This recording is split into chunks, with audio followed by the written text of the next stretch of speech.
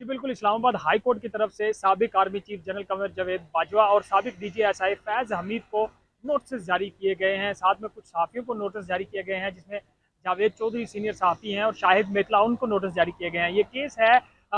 मुख्तलिफ कानून तोड़ने और इवेंट्स को गलत अंदाज में पेश करने का। एक शहरी हैं रावलपिंडी के आतिफ अली, उन्होंने दरख्वास्त दी इस्लामाबाद हाई कोर्ट में कि दो साबिक जो जर्नल्स हैं उनके साथ कुछ सहाफ़ियों ने मुलाकात की और फिर उन्होंने आर्टिकल लिखे और उन आर्टिकल का मकसद सिर्फ व्यूवरशिप हासिल करना था। लेकिन वो जो आर्टिकल थे और वो जो बयान थे जिनको जिस अंदाज में बयान किया गया, उसके ऊपर सोसाइटी के ऊपर गलत इम्पैक्ट पड़ा। तो वो जो दरखास्त गुजार थे उनकी तरफ से इस्लामाबाद हाई कोर्ट से रजू किया गया था और कहा गया था कि वो FIA से 12 मरतबा रजू कर चुके हैं, लेकिन FIA इसके ऊपर कोई एक्शन नहीं ले रहा था। तो अब चीफ जस्टिस आमिर फारूक जो इस्लामाबाद हाई कोर्ट के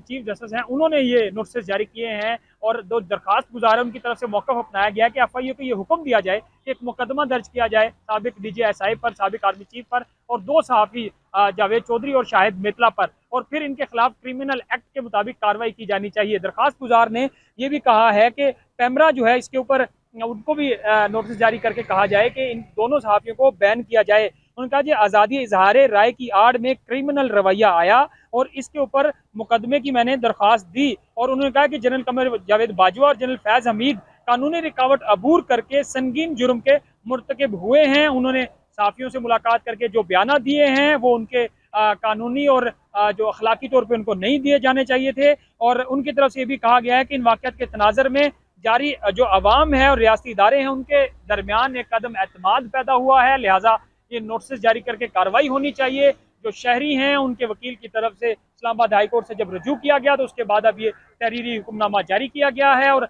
अब आइंदा जो समाअत है उस पर देखना होगा कि क्या जिनको नोटिस जारी किए गए हैं कुछ साबिक जो सरबराहान है इदारों के, उनको और सहाफ़ियों को, वो अदालत के सामने पेश होते हैं या नहीं होते। और इस जिसमें दरखास्त गुजार ने क्रिमिनल एक्ट के तहत कार्रवाई करने की दरखास्त की है उस पर इस्लामाबाद हाई कोर्ट क्या एक्शन लेता है।